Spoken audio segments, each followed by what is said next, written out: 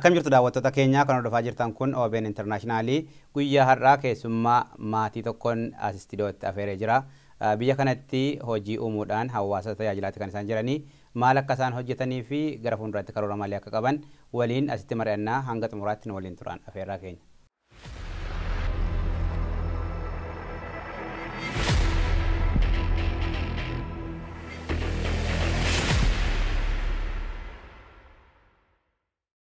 Bagana gaanuftan. Bagana gaanuftan. Of ibsuudhaan jalqabduu maqaa keessanii fi gahee hojii keessanii. Maqaan koo Efreem Olaaniin jedhama. Dhaabbata kana keessatti gaheen koo daayirektera. Dhaabbata tajaajila maatii fi dargaggoo Sab-Saharaan Afrikaatti jechuudha. Maqaan koo Elsaabeet Namarraan jedhama. Dhaabbata kana maatii keenya kan hundeessedha. Amma immoo volunteer yookaan immoo tajaajila tolaa kanan dhiyeessuudha. Isin obbo Efreemii fi Aadde Elsaan abbaa manaa fi haadha manaati. Dhaabbata hundeessitan qabdu dhaabbata keessan tajaajila kennan maatii fi dargaggoota keessumatti immoo dhimma HIV irratti hojii garaagaraatti kan isin hojjechaa jirtanii. Dhimma kana irratti mari'anna. Dhaabbanni kun maal hojjetee gara fuulduraatti maal hojjeta jechuudhaan dura garuu maalirraa jalqabdan eessaa kaatanii eessa geessan kan jiru irratti mari'anna. Obbo Efreem irraa jalqabnu dhaabbanni kun meenuu ibsaa dhaabbanni kun maalirraa ka'ee tajaajila akkamii kenna? Baay'ee fayyaa ta'e dhaabbanni kun kan inni irraa ka'e barbaachisummaa yookaan immoo dimaandi kan jedhamu barbaachisummaa isaarraa kan ka'e. Kuni kan ta'e keessumatti bara 1999 edalee barbaachisa tajaajila kanaatu hawaasa keenya keessatti mul'achaa ture sababii ta'eetii fi barbaachisa kana immoo guutuudhaatiif iddoodhaan gahuudhaatiif jedhamee kan yaadamee jalqabameedhaan. Tajaajila akkamii? Tajaajila kana tajaajilli kun yeroo sana keessatti namoota HIV'n dhiiga isaanii keessa jiruuf tajaajilli qophaa'ee hin turre ministeera kana keessa keessumatti namoota keenya nama biyya Afrikaa dhufaniitiif hin jiru ture. Sababii kanaaf namoonni yeroo jalqabaatii fi as gara Minnesotaa dhufaa turanii baay'ee rakkatu turan. Nama isaan tajaajilu hin qabanii dhaabbati isaan tajaajilu hin jiru mootummaan illee kanaaf qophaa'aa hin turre tajaajila kennuufiidhaaf. Sababii kanaaf tajaajilli jara kanaatiif akka inni baay'ee barbaachisu sababii hubanneef sababii argameetiif keessumatti Elsaabeet yaada kana gara mataa isheetti dhufee ishee biras dhufee qaamumaanis ishee bira ga'ee akka jalqabnuutiif dhiibbaa nurratti fide jechuudhaan. Aadde Elsaabeet dubbiin gara keessanitti dhufaa jira. Dhaabbata kana eegaluudhaa fi yaada kana kan kaase isin namoonni Afrikaadhaa dhufan biyya kana gaafa dhufanii tajaajila keessumatti namoonni vaayirasiin HIV dhiiga isaanii keessa jiru tajaajila argachuu qabu. Keessumatti immoo aadaa fudhatanii dhufu afaan kan mataa isaanii barbaadu nama kanatti siqanii haasa'uudhaaf. Akkamittiin yaada kan maddisiisuu dandeessan maalirraa kaatanii yaada kana dhaabbata kana hundeessuudhaaf kan isin kaase maali? Bara 1999 fuuldura dhiiga isaanii keessatti HIV'n kan argame biyya Ameerikaa kana dhufuu hin danda'an turan. Pireezidaanti Kilintaniin waan sana irraa kaase dhowwii sana irraa kaase in eeyyamame jechuudha. Yeroo sanattanii Luuteraan Sooshaal Servisii keessan hojjechaa ture keessa maaneejarii ta'ee warra baqatootaaf. Isaan warra biyya kana keessa biyya Ameerikaa keessatti dhaabbata 5 kan fo'aman akka warra poozitiivii HIV poozitiivii ta'an qubachiisaniif isaan keessaa Luuteraan Sooshaal Servisii tokko ture. Yeroo sanatti pireezidaantiin Luuteraan Sooshaal Servisii na gaafatte akkanii warra dhufanii wajjin tajaajilu isaaniin akkan tajaajiluuf warra poozitiivii ta'anii dhufanii akkan tajaajiluuf na gaafatte. Bara 1999 biyyi kun mootummaan biyya kanaa namoonni HIV'n dhiiga isaanii keessa jiru akka biyya kana seenan gaafa ayyamu gaafa biyya kana dhufan immoo tajaajila barbaachisaa afaan isaaniitiin nama aadaa isaanii beekuu hin arganne isin immoo dhaabbata isin keessa hojjettan dhaabbata baqattootaa wajjin walitti dhufu waan ta'eef tajaajila kana akka kennaniif isin gaafatan. Isa booda akkamittiin gara dhaabbata kan keessanii hundeessutti dhuftan? Yeroo sanatti akkuma carraa ta'ee afaanii koo kan dubbatan aadaa koo kan beekanii nama sadiitu dhufe yeroo jalqabaatii fi baay'ee walitti dhufeenya guddaadhaan wajjiniin hojjechaa ture. Yeroon ani guyyaa keessatti hojjedhu Lutheran Social Service keessatti tajaajila isaaniif ta'u hin ga'u ture. Yeroo walitti finne yeroo laallu baqatoota ta'anii biyya kana kan dhufanii walumaa galatti hundumti isaanii dhiibbaa guddaatu irra ga'ee dhufe, rakkina guddaatu irra ga'ee dhufe. Hundumtuu walii galatti rakkina qabu. Kan warra dhiiga isaanii keessatti pozitiivii HIV'n argame immoo irratti dabalata jechuudha. Dhiibbaa guddaatu irra jira, rakkina guddaatu irra jira. So isaanii wajjin hojjechuurraan kan ka'e muuxannoo guddaan argadhe jechuudha. Utuun kana hojjechaa jiru isheen hooggantuun koo yeroon si ilaalu ati waan baay'ee hojjetta namootaa fi yeroo extra ta'amii kellee balleessitee hojjetta waan ta'eef maaliif dhaaba mataa keetii jalqabdee akkasiif ta'utti akkasii si gammachiisutti hin tajaajiltuu naan jette. Achumaan ani hin beekulleen ture kana gochuu akka danda'amu. Attamitti hin danda'a jennaani sanyuma kanaa jalqabdee hojjechuu hin dandeessaa naan jette. Ta'u tole gaa'idheen ani dubbisuutti ka'e. Yeroon dubbisuutti ka'e sirriidhaan nan arge dhaqeen maqaasaa galmeessee jechuudha mootummaa biyya kanaa biratti. Sub-Saharan African Youth and Family Service kan jedhu. Maqaa sana galmeessitan? Galmeesse eeyyee. Obbo Fireemi ogeessa fayyaati? Eeyyee. Isaanis ni deeggaraniiru wajjin mari'attaniittu akkam ture? Na deeggareera. Dhuguma dubbachuu fi utuu inni nan deeggarre ta'ellee kana hundumaa hojjechuu hin danda'uun ture. Yeroo sana mucaan keenya baay'ee xinnoo ture. Yeroo maatii irraa fuudhee erga hojii booddee ammoo wiikeendii irrallee baay'een tajaajilan ture namoota kana. Sababiin isaa waan hundumtuu dhossaa ture. Maatii isaanii jalaalleen dhosu, warra wajjiniin dhufan jalaalleen dhosu. Dhossaatti qabamee maatii tokko keessa kan jiranii nama tokko addaan keessaa baaftee hundumaa tajaajiltaa, nama tokko immoo addaan keessaa baaftee akkaataa addaatti immoo tajaajiluun inni mataan isaallee rakkina guddaa ture. Isa kana hundumaatiif yeroo bal'aa barbaachisa waan ta'eef inni yeroo baay'ee mucaa keenya eeguudhaan waan barbaachisu hundumaa gochuudhaan baay'ee na deeggaraa ture. Kanaaf Waaqayyoon nan galateeffadha. Obbo Fireem isaan yaada kana kaasanii maaliif hojii hojjetan irratti arganii baqataa ta'anii biyya kana dhufuun rakkoo mataasaa qaba silumayyuu. Akka itti biyya yaadanii dhufaniif asitti dhufanii waan argan waa hedduun garaagarummaa tu jira. Biyyi kun biyya guddatteedha, tajaajila garaagaraan argadha jedhamee dhufama. Jalqaba kan dhufanii rakkoo afaaniitti kan nama mudatu biyya kanatti. Gaafa isin dhukkubu immoo gaafa rakkoo qabaatan immoo kan isin dhaxxanii ittiin dubbattan afaan keessanii. Sana furuudhaaf bara sanatti waggaa 20 dura kan eegalame akkam ture Oromoo miti as ture yeroo sana iyyuu rakkoo kamitti uummata mudataa ture.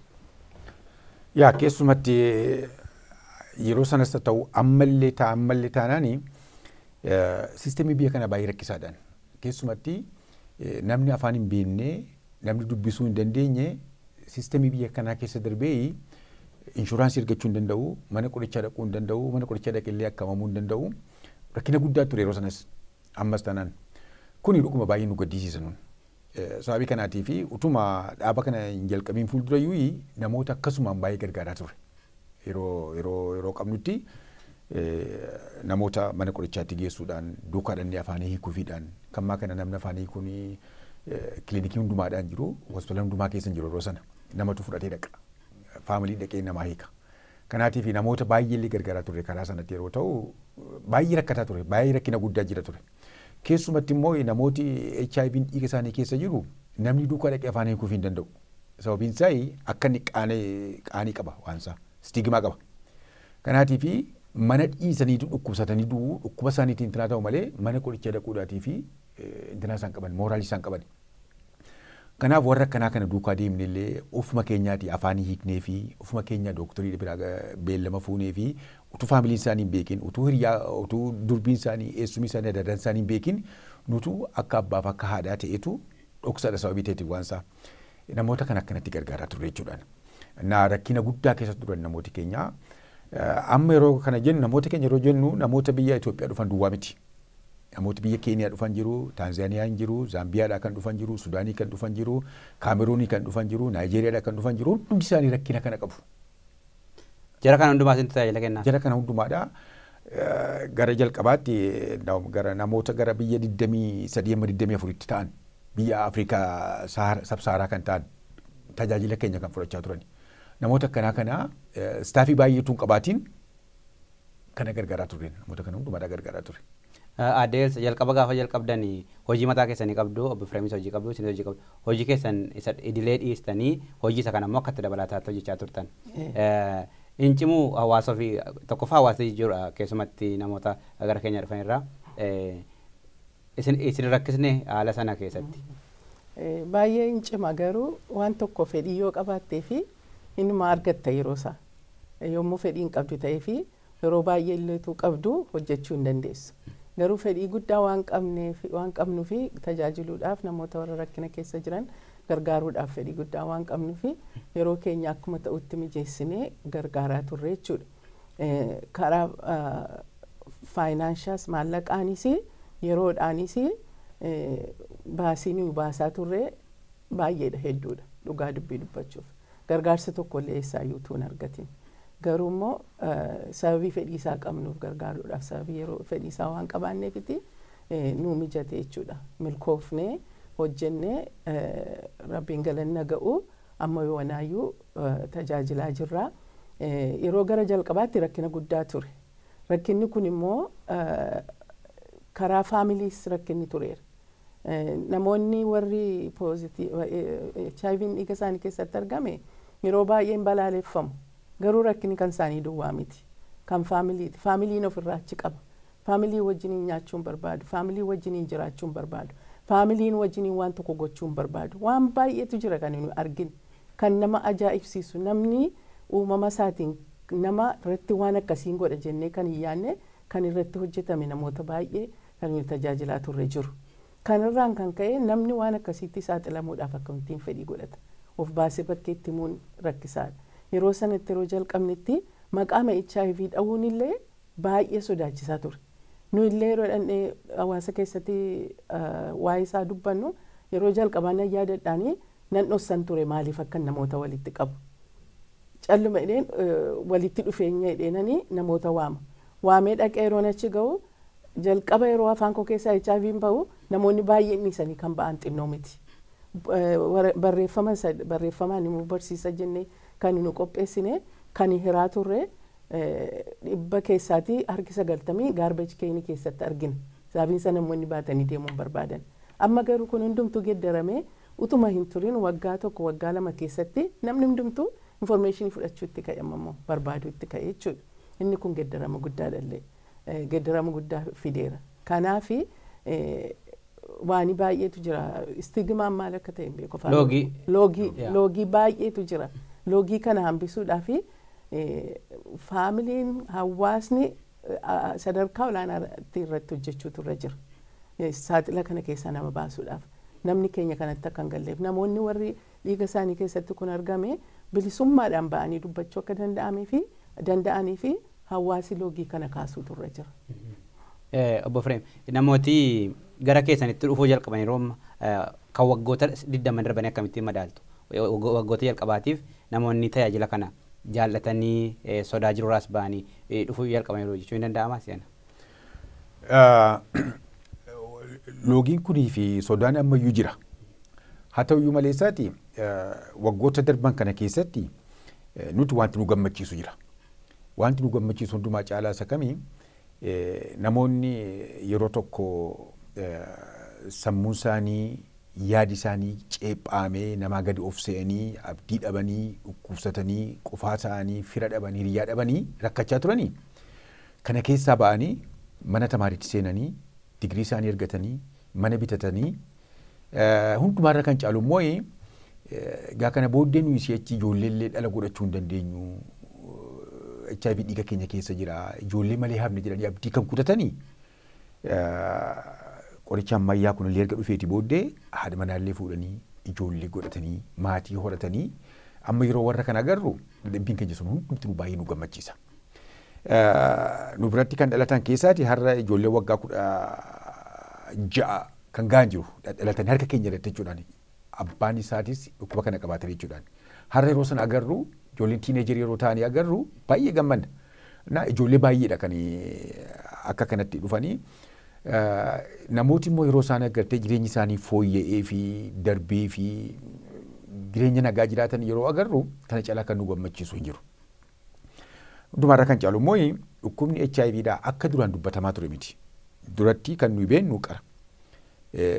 Namni yeelalee dhukkubsatee huqqatee madaa'ee sirriitti du'aadha kan biyyatti haasa'amaa turu. Dhugaadha kun akka kana tureera namootis kana arganiiru sababii kanaaf dhukkuba kana baqachaa turan. Amma garuu biyya kana keessatti kan agartu eenyu hundumaa caalaa warri dhukkuba kana qabaatanii akkuma namoota warra kaaniiti. Fuula isaanii irratti waan tokko nagartu, qaama isaanii irratti waan tokko nagartu, ispoortiin hojjetu, nyaata nyaatu, dhugaatiin dhugu, wanta hundumaan godhu waan tokko illee miti qoricha kana fudhannaan jechuudhaan. So amma maneejii ta'e jechuudhaan dhukkubi kun. Kanaatiif amma akka dhukkubaatti baay'een hin lakkaanii yoo jiraates namoota tokko tokkotti qaana'uu dhiisaniiru xinnoo ishee gadi intinaateera. Haa ta'uyyuu maleessaati hawaasi keenya keessumatti hawaasi ammayyuu quba namatti qabuu hin dhiisne. Sodaachuu hin dhiifne. Gadi qabee yommuu namichi bira darbu walitti gongumuu hin dhiifne ammayyuu kun garuu hafuu qaba. Kun waan gaarii miti hafuu qaba kan jedhudha. Tajaajila akkamii laattu dhaabbata kana gaafa hundeessitan addeessaan kaasaniiru. Fedhii keessaniin akka maalitti mari'attaniiti tajaajila kana kenninaa jettanii ofii keessanii baasii keessanii eegaltan. Erga eegaltanii booda garuu dhaabbanni kun amma dhaabbata guddaadha hojjetaa amma 7-8 qaxaratee hojjechaa jira. Isa qofaa yoo ta'u immoo tajaajila kan inni ittiin madaalamu tajaajilanni hawaasaaf kennuudha.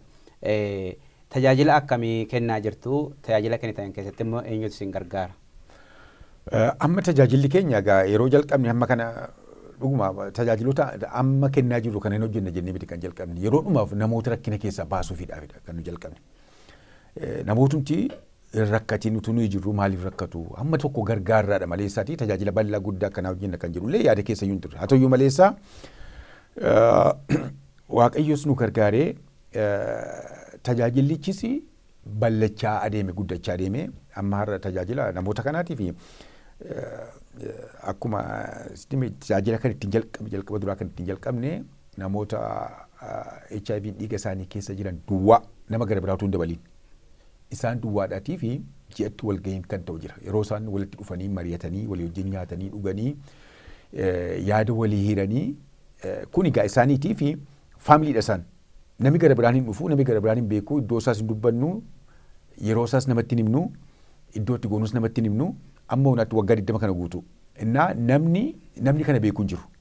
Isaan duwwaadha. Sagantaa akkanaa jira. Daganaa ammas immoo sagantaan gara biraan immoo ji'atti immoo namooti keenya hawaasi keenya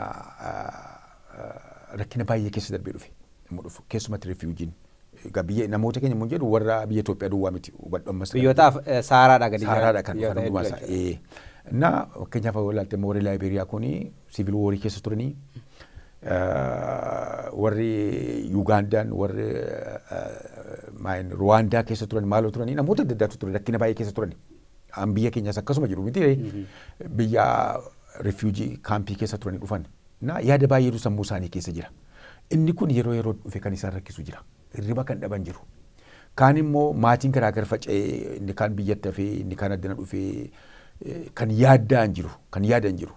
Yaaddoo kanas immoo sammuu isaanii nagaa akka ta'uutiif hirriba gaarii akka rafaniitiif hojii gaarii hojjechuu akka danda'aniitiif qaami isaanii akka jabaatuutiif annisaan isaanii akka jabaatee fi guddachaa fi deemuutii fi tajaajila akkanaallee ilaanna warra namoota akkanaatiif. Saayikooloojistiin jiru dhufanii tajaajila akkana namoota kana haasofsiisanii akka isaan kana irraanfatan kan godhan tajaajila akkanaas ilaanna. Kana biraa immoo miti ganammaa siisteemii biyya kanaadha immoo akkuma beektu akkasuma hundumti keenya akka beeknutti baay'ee cimaadhaan namni tokko inshuraansii piroosesii godhee inshuraansii keessa darbee sooshaal seekuritii argachuudhaatiif food stamp argachuudhaatiif kaash asistaantii argachuudhaatiif gargaarsa jiru argachuudhaaf yoo hin danda'u ta'e jechuukooti. Siisteemiin kun baay'ee rakkisaadhaan namooti keenya amma akkuma beektu afaan Ingiliffaa dubbachuu baay'een hin beekanii innumti beekuyyuu baay'ee rakkata siisteemii kana keessatti. Naa kanaatiif warra akkanaa kana immoo gargaara medical case management kan jedhamu case managementidha warra kana immoo rakkina isaanii waan isaan barbaachisu hunduma isaanii ofuma keenyaa fuuneetu akka kan keenya goone jechuudhaan namoota kana mana qorichaatti geessuudhaan lafa isaan benefitii tokko tokko argatanitti geessuudhaan ofii hojjechuufiidhaan siistemii kana keessa dabarsuudhaan karaatti agarsiisuudhaan ijoollee isaanii mana tamaariitti geggeessuudhaan agarsiisuudhaan mana tamaarii gaarii eessa akka argatan gorsuudhaan wanta hundumaa waan isaan barbaachisu hundumaa gochuudhaaf namoota nuyi tajaajilaa jiru namoota baay'eetu jiru. Toluma tajaajiltu moo? Yaa nuyi kan hundumaatiif hin kaffalchiifnu eenyuun iyyuu. Kana kan nuyi fandii amma tokko private foundations biraati waraqatuma caafnee proposaalii caafnee inni gaa proposaaliin kuni iyyannoo barreessitanii competitionii qaba gartee nama baay'ee dhiyeeffataa isaa keessaatii ilaalaniitu abbaa kennaniif kennuuf. Eenyu tajaajila caalaa uummataaf kenna? Tajaajilaa fi tajaajila eenyutu kan uummata nu gargaaruu barbaadnuutiif kenna kan jedhamu ilaalaniitu madaalaniitu abbaa kennisaa kennuuf barbaadaniif kennu. Akka kanatti yeroo baay'ee kan nu argannu mootummaa biraas gargaarsa nu argannu akkuma kanatti isas wanta goonuuf wanta hojjennu hundumaa caafnee namoota baay'eedhaa wajjin wal dorgomneetu dorgommii kana keessaati argannaan. Waldootiin kiristaanaallee tokko tokko jiru kan nu gargaaranii namooti dhuunfaadhumattis yoo isaanitti tole hojii gaarii hojjettan jedhanii baay'ee siin galateeffanna jedhanii yeroo dhuma waggaa yookaan yeroo ayyaana waggaadhaa horii kan nuu kennan jiru dhaaba kanaaf jechuu kooti. Akka kanatti horii walumatti asuma hawaasii walitti funaannee finneetu hojii kana hojjenna har'a gara istaafii duwwaanii gara nama 8 jirra. Dhaabbataadhaan qacaraman. Dhaabbata nama qacaramanii kan hojjetan jiru. Kontiraataa kan hojjechiifnus jira. Karaa gara biraa immoo uummatuma keenya bal'aadhaatiif uummata bal'aadhaaf yeroo jedhu istaatasii dhukkoo isaanii hin gaafannu eenyuun iyyuu hundumaa bal'inaadha. Dubartoota keenya warra keenyaatiif amma bakkee dhaqanii hojii dorgomanii galuu hin dandeenye warra afaan Ingiliffaa hin beekne warra caafuu hin dandeenye kanaatiif hojii isaan hojjechuu danda'an jalqabnee turre. Inni immoo waa'inni keenyaaf huccuu hodhuu wayyaa hodhuu kana Gruppii baay'ee barsiifne eebbisiifne mammaatti. Kuni banaadha nama hundumaatti dubartoota hundumaatiif banaadha. Amma yoonaas barsiisaa jira. Huccuu hodhuudhaati gara kuiltii hodhuutti guddatanii turanii achitti immoo amma sadarkaan isaa guddachaa adeemaa dubartoota baay'eedha kan achi gubbaatti kan qooda fudhachaa jiranii barsiisaa jirra. Akkasuma karaa gara biraas immoo hojii harkaan hojjetamu immoo wanta akka gurratti kaatan kana fa'aa hojjetanii wanta akka hodhaa kana fa'aa shurraabii dha'uu fa'aa wayyaa dha'uu fa'aa wanta kanaa kanas barsiisaa jira dubartoota. Isallee hawaasa keenya guutummaadhumaatiif banaa goonee karaa kanallee namoota gargaaraa jira. Daa'immanii tajaajila kennitaniif qabdu? Daa'immanotaatiif yeroo duraan kennaa turre amma garuu ammaaf yeroo kanaaf hin qabnu daa'immoota xixinnoodhaatiif. Duraan daa'immoota kana yeroo ijoolleen mana tamaarii yeroo manni tamaarii cufamu mana tamaarii keessa ilaalte gartee ijoollee baay'een warri adiin ijoolleen isaanii veekeshinii deemu. Kan Floriidaa deemaa, kan Awurooppaa deemu, kan biyya garaagaraa deemaniitu yeroo saamariidha kana bashannananii deebi'u ijoolleen. Warri kan keenyaa garuu keessumatti naannoo keenya dhufanii ijoolleen isaanii saamariin kompiitarii jala taa'aa oolu. Lafa dhaqanii hin qabani. Paarkiillee kan deeman baay'ee miti. Paarkiillee yoo warri geessan malee warri keenya amananii namooti keenya ijoollee isaanii paarkiitti hin erganii sodaatu sababii ta'eetiif. Manuma teessisaa oolu.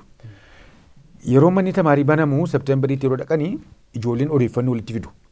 Saamarii biyya Ingilizii dhaqeetan kana godhee dhufeedha tokko hiriyyaan isaanii. Inni tokko immoo Awurooppaa Siwiidiniin turedha, tokko Jarmaniin ture dhufedha, tokko Floriidaan ture jedha haasa'u. Ijoollee warra keenya waan haasa'an hin qabani. Baay'ee sammuun isaanii gadi ta'a. Gadaantummaa itti dhaga'ama. Gadaantummaa baay'ee dhaga'ama. Sababii kanaafiti yaadneetu al tokko sagantaa jalqabne sagantaa xinnoo. Maal goonaa yeroo saamariidhaa sababii waan guddaa gochuu hin dandeenyeetii fi ijoollee kana fuuneetu lafa paarkiitti geessina. Paarkiitti geessina yookaan immoo lafa muuziyeemii feetti geessina. Saayinsii muuziyeemii fa'aa children muuziyeemiin jedhamti. Wanta kanaa geessina ijoollee keenya bashannansiifna. Ijoollee isuma illee beekan ijoolleen keenya. Mana muuvii feetti geessina. Baay'een isaa kan si dhibu ijoolleen keenya biyya kana dhufanii waggaa 4-5 turanii McDonald's keessa galaniitu orderii godhachuun beekani. Waggaa 5-6 turaniitu biyya kana keessa. Taakko beeliitti geessineetu beekanii orderii godhadhaan immoo hin beekani. hamma kana dirisiitti ijoolleen keenya sammuu isaanii teellaa ta'etu ceebama. Kanaaf kana keessaa baasuudhaaf jenneetu sagantaa ijoollee tokko jalqabneetu suumiin puulii fe'itti geessinaa ijoolleen baay'een daakan beekanii achitti akka isaan daakaa baranii xinnoo bashee shaakalanii kan goonaa paarkii fe'itti iddoo addaatti geessina waan akkanaatti sagantaan ijoolleedhaa jalqabnee ture jechuudha. Adeels maatiidhaanitu dhaabbata kana eegaltanii dhaabbata kana hundeessitanii gaafa hundeessitan akkuma maatii qabdu jireenyatu jira sana biratti immoo dhaabbata hundeessuudha. Rakkoo guddaan nu mudateera jettan yookaan immoo maatii kan biraatiif fakkeenya ta'a jettan jira hojii kana galmaan ga'u keessatti. Rakkinni jalqabaa namooti warri mainstream agency warri dhaabaa horii duraan argachaa turanii maqaama Afrikaanotaanii hin tajaajilleedhanii horii mootummaarraa kan fudhachaa turanii garuu Afrikaanonni isaan biran naqan gargaarsan argatan horii sana maalirratti akka balleessan hin beekamu garuu. So yeroo nuyi jalqabnu baay'ee dhiibbaa nurratti uuman muuxannoon qabanii ka'anii horii funaannachuudhaaf ka'anii kan jedhu nurratti odeessisuutti ka'an. Kanaaf baay'ee rakkina ture nuuf. Garuu maaltu ta'ee kilaantonni keenya warri nuyi tajaajilu nu bira dhufanii dhaqanii dooktaroota isaaniitti waa'ee tajaajila sana biraa argatan himuutti ka'an. Yeroo himuutti ka'an anaan fakkeenyaa fi dooktariin tokko inni biyya kanatti baay'ee beekamaa ta'ee personaalii na waame wal na baree na wajjin jechuudha. Na haasofsiise. Peeshentiin koo dhukkubsataan koo dhufee waa'ee keessan baay'ee natti hime. Kanaaf baay'een isin galateeffadha hojii isin hojjettaniif jedhe. Karaa kam isin gargaaru jedhe achumaan itti hime gaa amma fandii isa jalqabaa isa kan nuu kenne karaa Henepen County Medical Centerii birrii 7,800 jalqaba haa jenne inni baay'ee karaa nuu bane isaanii diraamaa do'ii tokko qopheessine do'iin suni akkamittiin maayini jaalalaaf immoo fedhii immoo jaalalaa kan jedhu. Diraamaa qopheessine waa'ee HIV. Eenyuuf dhiyeessitan? Afaan Oromootiin qopheessine Amaariñaadhaanis qopheessine hawaasaaf dhiyeessine hawaasaaf dhiyeessine inni hojii baay'ee hojjete diraamaan sun. Inni baay'ee nu gargaare jechuudha karaa nuu bane jechuudha fandiisa kan biraaf. Dooktariin suni himuutti ka'e warra kaanitti eejensii garaagaraatti yeroo namoonni dhufanii waa'ee keenya hamaa isaanii lakkee dhukkubsattoonni warri na biratti tajaajilamanii wanta gaarii baay'ee odeessu geddaramas immoo baay'een isaan irratti arge hundumaa keessaa kan isa dinqisiise maayinni geddarama isaan irratti argu fayyummaa isaan irratti bakka warri abdii kutatanii warri rakkachaa turanii achirra dhufanii yeroo deebi'anii fayyanii bakka gammadanii yeroo argu geddarama guddaa irratti argu baay'ee nu gargaare jechuudha.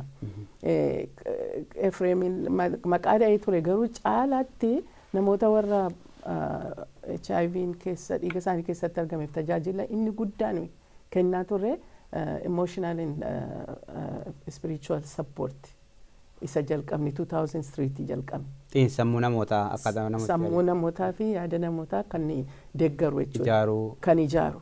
Inni fayyina baay'ee namootaaf fide. Namoonni isa keessatti inni sila Efreemii gara nama Afrikaanota biyya 24 fi kan dhufanii achitti wal argu turan. Gara 130 ta'an yeroo walitti qabamne jira. Dhufanii achitti walii wajjin haasa'u, walii hiru, muuxannoo isaanii walii hiru. Yeroo dhufanii yaada fuula isaaniillee dukkanaa'ee kan dhufanii sa'aatii walakkaa booddee fuula ifaa jireenyi isaanii geddaramee abdii horatanii ba'u jechuudha. Kun egaa nuti waa godheetu hin ta'in waliima isaanii walitti dhufanii walii wajjin haasa'uudhaan muuxannoo walii hiruudhaaniti abdii argatu jechuudha. Abdii walii kennu jechuudha. An kana godheen akkan argadhe, an kana akkas godheen akkas ta'e, dooktariin koo akkan kana godhee kana godhee naan akkas godhe isa jedhu walii wajjin haasa'uudhaani baay'ee abdii guddaan jireenya isaanii keessatti uumamaa. Abdii sanarra immoo dhaabatanii waa'ee isa gara fuulduraa duraanii waa'ee du'aa haasa'aa turan. Yooman du'a nan du'a yeroo muraasa keessan du'a utuun ijoolleen godhatiin utuun seenaan koo lafarratti hin bada jechuudha jedhan yeruma sana immoo ka'anii waa'ee egeree isaanii waa'ee mana barumsaa galuu waa'ee barachuu hojii gaarii argachuu mana bitachuu waa'ee haadha manaa fuudhuu waa'ee abbaa manaatti heerumuu isa haasa'u. Kanas immoo baay'ee argine Efreem akkuma sila dubbate akaakayyuu fi akkoo baay'ee qabna. Baay'eedha lakkoofsi isaanii baay'ee kan ta'an. Na baay'ee nu gammachiisa isa kana arguun. Baay'ee gammadu namoonni. Inni baay'ee beektaa aadaa keenya keessatti ijoollee horachuun baay'ee iddoo olaanaatti. Isa kana argachuun duwwaan aadaa keenya duwwaatu hin ta'in aadaa guutummaa kan Afrikaa jechuudha. Namni tokko ijoollee hin qabu jechuun abaarsa itti fakkaata. Inni kun illee geddarama guddaa fideera. Inni kun dhiibbaan inni kun egaa isa sana akka ittiin ofirraa kaa'ame. Dabalee immoo warra maatii barsiisuun baay'ee cimaadha. Fakkeenyaaf neersii kan ta'anii obboleettiin neersii taate obboleettiin ishee HIV positive kan taate qodaan ittiin dhugu wajjin dhuguu hin dandeessu. Kan ittiin nyaachuu hin dandeessu lafanirra taa'uu hin dandeessu jettee ilaali. Utuma barattee jirtu. Neersiidhaan tajaajiltuu fayyaati. Obboleettii ishee hangafa isheeti. Eessa bushaa turte? Kiloozetii wayyaa keessa. Bakkee balbala dur kiloozetii keessa bushaa turte. Inni kun baay'ee kan nama gaddisiisudha. Innaa ji'a 2 guutuu achi keessa erga raftee booddee nu bira dhuftee dubartiin kun nuyi mana barbaanne itti gashine jechuudha. Baay'ee rakkachaa turte. Inni kun HIV'n cal jedhee sirratti jaampiin godhu yookaan sirratti utaalee sin qabatu. Dhiigaaf dhiigatu walitti yeroo dabalamu walqunnamtii saalaatiin immoo kan inni walitti namatti galu. Malee akka barbaaddetti walii wajjin nyaachuu dandeessaa, wayyaa walii uffachuu dandeessaa, walii wajjin dhuguu, walii wajjin taphachuu ba'uu galuu hin dandeessa. Isa kana namoonni keenya baranii namoota kana ofirraa achi qabuun barbaachisaa akka hin taane bira ga'anii baranii ofitti yoo qabanii hawaasa fayyaa qabu uummachuu dandeenya jechuudha gara fuulduraatti. Garuu akkasuma ofirraa qabaa yoo deemne garuu dhossaatti baay'achaa deema. Isa kanarratti hawaasi dhugaa sirriimatti hojjechuutu irra jiran jedhan. Galatooma. Gara fuulduraatti karoora akkamii qabdu akka dhaabbata keessanitti hawaasa barsiisuudhaan hojiilee jalqabdan kana waggaa 20 kan tajaajila kennaa turtanittu gara fuulduraatti karoora qabda yoo jiraate? Nuti ammayyuu taanaan karaa hawaasaadha yeroo ilaallu amma guutummaadhumatti akkuma biyyoolessaattis ta'u akka biyya lafaatti yennaa ta'e waa'een dhukkuba HIV kun gadi xinnaachaa hin deemu. Amma ona gadi xinnaachaa hin deemne. Ameerikaa keessa guutummaa keessattis akkasuma ministeerota keessatti illee akkasuma. Garuu karoorri jira gadi xinneessuudhaatiif waggaa muraasa gidduutti yookaanis immoo balleessuudhaaf kan jedhamu jira. Inni suni hawwii keenya utuu dhuguma hundumtuu irratti hojjete hawaasa irratti hojjete gadi xinneessuu hin dandeenya. Hambisuus hin dandeenyaan. Caalaadhumatti kanani dubbachuu barbaadu dhukkuba HIVdhaa vaayirasii yoo ta'u malee isaati akka dhugaa dabraa miti akka utaalloo miti akka maalloo miti dhukkuba sammuuti. Namni sammuusaa keessatti kan inni dhukkubsatu HIV. Sammuusaa bilisoomeennaani sammuusaatiin yaadu ta'eennaani namni riilii dhukkuba kana gararraa jira yeroo hundumaadha. Maaliif kanasiin jedhu amma akkuma amma dubbatamee ture namooti namni HIV ta'ee namni looginitti godhame biyya lafaa keessa nama qofaatu jira jedhee yaadan. Namni akka kootiin jira jedhee yaadu. Sababii kanaatiifiti boran du'aa jedhee jiraata jireenya abdiin qabne jiraata. Garuu yeroo dhufanii wal arganii nama baay'ee lakkaa ana duwwaa miti kan akka kooti baay'ee jiran mo'adu abdii isaa keessatti taasaa. Kun maayini sammuu jechuudhaan sammuu isaa keessatti. Kanaaf sammuu isaatti fayyadamnaan namni qoricha isa kanillee baay'ee barbaachisu. Kanaatiif inni kun hawaasa keenya keessatti suutuu namooti kana hubatanii baay'ee gaariidhaan jedha. Warrumti HIV'n dhiiga isaanii keessa jirullee sammuu isaanii of bilisoomsuu yaaduu danda'utu irra jira. Maleessa of ceephoon isaanii irra jiru nama gara biraatiif jedhanii. Isa kana gochuun irra jira. Karoorri keenya gara fuulduraatti danda'ame hawaasa barsiisuudha. Amma hawaasa barsiisuu jalqabneerraan. Keessumatti hawaasa lafti nu argachuu dandeenyu bakka dhaabbilee amantiiti. Karaa dhaabbilee amantiidhaa amma gara iddoo 6 tokko qabna kan waliin hojjennu waldaa kiristiyaanaa 2 masgiida 2 community 2 taanee akkasuma isaan wajjin hojjechaa jira mammaatti kan nu gargaaraa jiran jiru paastoroonni nu gargaaraa jiran jiru yaada kanatti dhuguma amananii imaamii tollee yaadi kun dhuguma barbaachisaadha jedhanii kan nu wajjin hojjechuu jalqaban amma onaa jiru. Garuu itti daballee warra kaanillee itti ammannee finnee uummata keenya barsiisuu, uummata keenyatti himuu, uummata keenya gorsuu barbaachisaadhaan. ijoollee nagaa godhachuun irra jira. Borii biyya kana kan fudhatan biyya keenyaaf illee abdii kan ta'an ijoollee nagaa qabaachuun irra jira jennee sababa yaadnuu fi dargaggoo keenya oolchachuun irra jira. Isa kanaaf uummatni illee utuu kana nu faana bu'eetii baay'ee nu gammachiisa. Hedduu galatooma obbo Efreem itti gaafatamaa yookaan immoo daayirektera tajaajila maatii fi dargaggoo Sab-Sahaaraan Afrikaa Adeelsaan istiidiyoo keenyatti argamtanii muuxannoo keessan hojii hawaasaaf hojjechaa jirtan nu wajjin mari'achuu keessaniif hedduu galatooma. Fayyada. Egaa daawwattoota keenya mariin gaggeessaa turre asuma irratti xumurree jirra. Qophii OBN International kabraa waliin hanga walitti deebinutti nagaatti.